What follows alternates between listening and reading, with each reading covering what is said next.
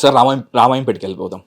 రామాయంపేటలో పుట్టిన ఒక అభినయ్ కృష్ణ అంటే ఆ ఇప్పుడు మిమ్మల్ని అభినయ్ కృష్ణ అని గుర్తించే కన్నా ముందు అదిరే అభి అని ఒక 10 సంవత్సరాలు అదిరే అభిగానే గుర్తించారు. అంతకుముందు మీ ఐడెంటిటీ ఏముండేదో నాకు తెలియదు. అభి అని పిలిచేవాళ్ళ తెలియదు, యాంకర్ అభి అని పిలిచేవారేమో మేబీ.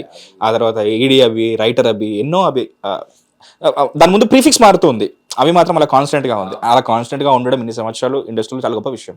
సో లైక్ అసలు ఎప్పుడు మొదలైంది మీకు ఈ ఇండస్ట్రీ వైపు రావాలి, ఉండాలి, మెలగాలి, నెలగాలి? అసలు ఎప్పుడు ఇదంతా? నాకు యాక్చువల్గా చిన్నప్పటి నుంచి నాకు యాక్టింగ్ కానీ డాన్స్ కానీ చాలా ఇష్టం.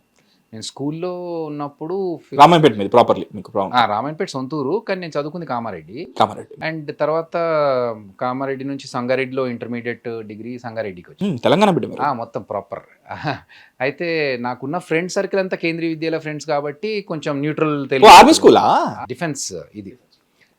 అయితే నాకు 6th క్లాస్లో ఉన్నప్పుడు నేను ఒక యాన్యువల్ డేలో అందరికీ గ్రూప్ డాన్స్ ఉంటే నాకు ఒక్కడికి సోలో డాన్స్ ఉండేది. ఇంకా అప్పుడు నేను హీరో అన్నట్టు. అంత పెద్ద స్కూల్లో, జీవదాన్ కాన్వెంట్ హై స్కూల్లో ఈడొక్కడే సోలో పర్ఫార్మెన్స్ చేశాడని చెప్పేసి మంచి పేరు.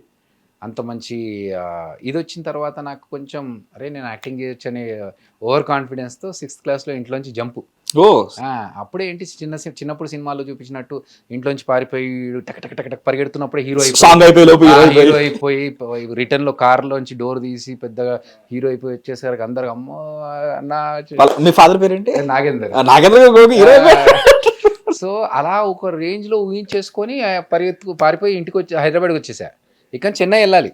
యాక్చువల్గా అయితే ఏ బ్యాక్గ్రౌండ్ లేదు, no family background into the film industry. Chennai వెళ్ళాలి. చెన్నైలో అప్పుడు ఇంకా ఫిల్మ్ ఇండస్ట్రీ హైదరాబాద్ షిఫ్ట్ అవుతుంది అనుకున్నాము. కానీ హైదరాబాద్ దాకా వచ్చిన తర్వాత మళ్ళీ వద్దురే బాబు, మనం అక్కడికి వెళ్ళి ఎందుకో సమ్ మూడ్ చేంజ్ అయిపోయి అమ్మ నాన్న గుర్తొచ్చి ఎన్నెక్కి వెళ్ళిపోయారు. అదే జరుగుతుంది, అదే జరగాలి, నెక్స్ట్ సీన్ అదే ఉంటుంది. సీన్ ప్రకారంగా అదే ఉంది క్రోనాలజికల్ ఆర్డర్లో. అది మైండ్లో ఉండిపోయింది నాకు. సో అవ్వాలి అనేది మైండ్లో ఉన్నా. సరే నేను చేసిన తప్పుకి ఇంట్లో పేరెంట్స్కి బ్యాడ్ నేము, ఇంట్లో వీడిని సరిగ్గా పెంచలేదు అందుకే ఇంట్లోంచి పారిపోయాడు, ఇవన్నీ వద్దు అని చెప్పి బాగా చదువుకుందామని చదువుకుంటూ ప్రాసెస్లో అక్కడ ఉన్నప్పుడు గుర్తురావు అయిపోయినాక రియలైజేషన్ ఫేజ్ అది. సో అయిపోయిన తర్వాత దెన్ డిగ్రీలో ఉన్నప్పుడు నేను I went to meet couple of people in the shoots. వాళ్ళ కష్టాలను చూసి లేదు ప్రాపర్గా చదువుకుందాం, ఇవన్నీ కాదు. చదువుకున్న తర్వాత దెన్ అప్పుడు అలా యాక్టింగ్ అనేది చిన్నప్పటి నుంచి ఉంది. కానీ మన ఫ్యాషన్ కోసం కాకుండా ఫస్ట్ నా పేరెంట్స్ నన్ను చదివిపిస్తున్నారు, వాళ్ళు చదివిపించినందుకు ఒక సార్థకత ఉండాలి అనేది మైండ్లో పెట్టుకొని ప్రాపర్గా చదువుకొని అప్పుడు ట్రయల్స్ స్టార్ట్ చేసుకొని అలా ప్రాసెస్ అన్నట్టు. ఈశ్వర్ అవకాశం ఎట్లా వచ్చింది? ఈశ్వర్ ఫస్ట్ ఫిల్మ్ నేను చెప్పినట్టుగా డాన్స్ ఇమిటేషన్ స్టేజ్ మీద చేస్తున్నప్పుడు రవీంద్ర భారతిలో జలదంకి సుధాకర్ గారు అని రైటర్, ఆయన చూసి ఈ అబ్బాయి ప్రభాస్ ఫ్రెండ్ క్యారెక్టర్లో 4 ఫ్రెండ్స్ ఉంటారు, అందులో ఒక లడ్డు అనే క్యారెక్టర్. సినిమా పిచ్చి, లడ్డు అనే క్యారెక్టర్ కి సినిమా పిచ్చి దాంట్లో. సో వీడు సినిమా పిచ్చి అంటే వీడు కరెక్ట్ ఇమిటేషన్ డాన్స్ అన్ని చేస్తున్నాడు, అందరు హీరోలను ఇమిటేట్ చేస్తున్నాడు, వీడైతే ప్రాపర్గా ఉంటుందని చెప్పేసి వెళ్ళి జయంత్ గారికి చెప్పారంట. సుధాకర్ గారు చెప్తే పిలిపియండి అన్నారు. నేను వెళ్తే ఒకసారి ఆడిషన్ చేద్దామమ్మా, నువ్వు డాన్స్ చేసావు స్టేజ్ మీద, ఓకే పర్ఫార్మెన్స్ కూడా ఉండాలి కదా, యాక్టింగ్ డైలాగ్స్ ఎలా చెప్తావు అని చెప్పేసి ఒక 5 నిమిషాలు ఆలోచించుకొని ఏదైనా మంచి పర్ఫామ్ చేయని చెప్పి ఒక సీన్ ఇచ్చారు.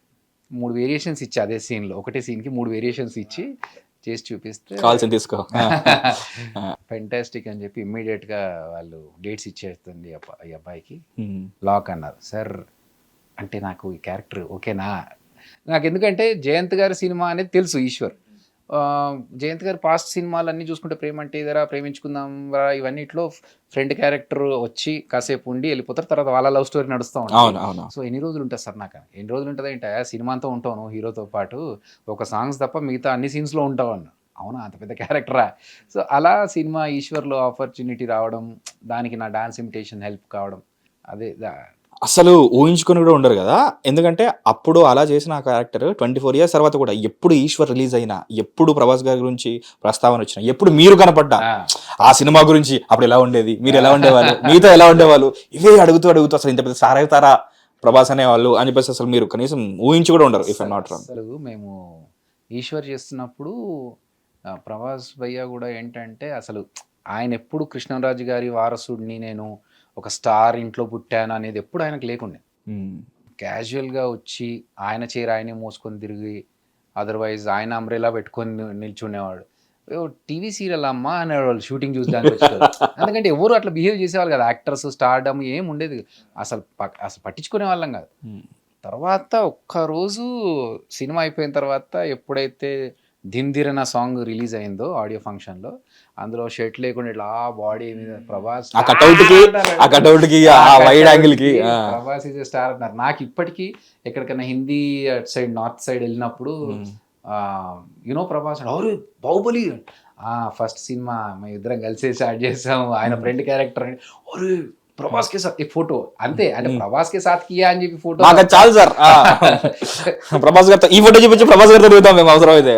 సో అది నిజంగా అప్పుడు ఎక్స్పెక్ట్ చేయలేదు, బట్ ఇప్పుడు ఆయన చూస్తుంటే చాలా హ్యాపీ అనిపిస్తుంది.